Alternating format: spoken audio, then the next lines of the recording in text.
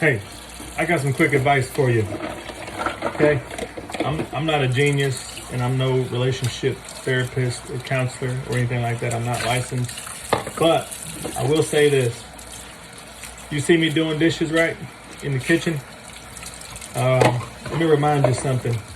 If you want your partner to be happy, whether it's your husband or your wife, boyfriend and girlfriend, whatever the case may be, there's nothing wrong with doing dishes. There's nothing wrong with doing the laundry. There's nothing wrong with folding clothes. There's nothing wrong with sweeping and mopping. There's nothing wrong with that. In fact, if you do those things, you're actually going to be more,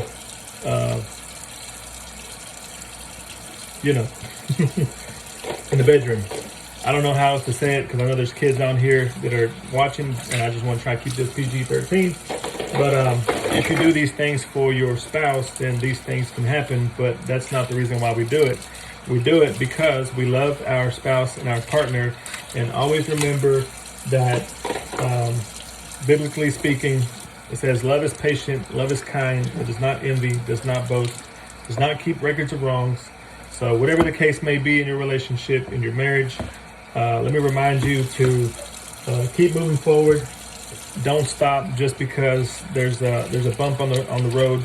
Don't turn back around just because things are getting too tough. Remember that everybody out there in the world is going through something in their relationship. And if you're married, we all know that God does not like divorce. So do something, make your wife happy.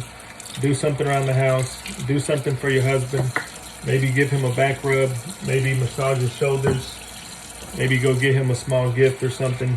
Fellas, I know you like to get your wife or relationships flowers, but sometimes they like to be taken out to places, to restaurants, wining and dining. They like to go see the scenery. Maybe they like to go shopping, whatever the case may be. If you've been in a relationship for a very long time and you feel like your flame is dying out, let me remind you, go back to the beginning. What did you do in the beginning when you were dating, when you were boyfriend and girlfriend? What did you do in the beginning? How did you get your boyfriend? How did you get your girlfriend? Because I'm sure you were calling and asking if you could stop by the store and pick anything up on the way over there. I'm sure you were calling and asking if there's anything that I can get for dinner, let me know. And I want to say my hat's off to the people, to the marriages, to the couples who have been married for a very, very long time. And they still do these things, because I'm a firm believer that if you do these things, what you did in the beginning of your relationship, if you carry that out throughout your whole relationship. I know people say that people change, people's emotions change, things change. I get that. But you have to go back to the beginning. Where did that happen, or why did that happen? Did somebody stop doing something at one point? Did you stop serving your spouse, husband or wife at one point? What did you stop doing for them to become this way? Whatever it is, whatever comes to your mind, think about yourself in a relationship as the dating stage all over, and just go back to the beginning. So wherever you're at, whatever you're doing, whatever you're, just go back to the beginning and pray. Pray for your relationship. Remember that the enemy would love nothing more than to devour and break up your relationship. If you're at work and you're talking to your co-workers about your relationship, just remember that you're opening up a doorway for the enemy to come inside your camp. And if he comes inside your camp, guess what's going to happen? He's going to devour, because biblically speaking, that's what he says, that he's a lion seeking whom to devour. So if you got a relationship problem, relationship issue, make sure you keep that between you and your wife, your significant other. Or if you have somebody who is spiritually connected, that is well rooted, if you know somebody that has gone through things in their relationship and they have came out on the other side of that relationship, go talk to those people. See what they did. How did they overcome those situations?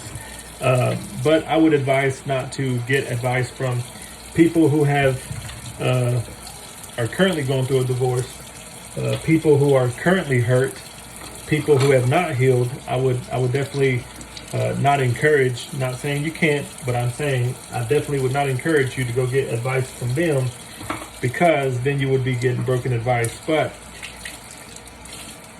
go back to the beginning. Date your spouse. Love on them. Do the things that you did. Husbands, clean the house, wash the dishes, do some laundry, sweep, vacuum, mop, and you'd be surprised. It'll throw your wife through a loop. Wives, if you do something for your husband that you haven't done in a very, very long time, it'll throw him through a loop too. So, like I said, I'm no spiritual advisor, no paid counselor or anything like that, but I do want your marriage, your relationship to succeed. I want y'all to prosper, to go out and multiply. And that's why I just want to leave this encouraging video for you, that if you're going through a hardship in your relationship, love is patient, love is kind, it does not envy, it does not boast, it doesn't keep records of wrongs. Love conquers all things. Remember that. Jesus came to serve. He didn't come to be served. He came to serve you. If he came to serve you, then we should serve our spouses just as he did. We should lay down our lives for them just as he did. I promise you, things will change if you do it his way.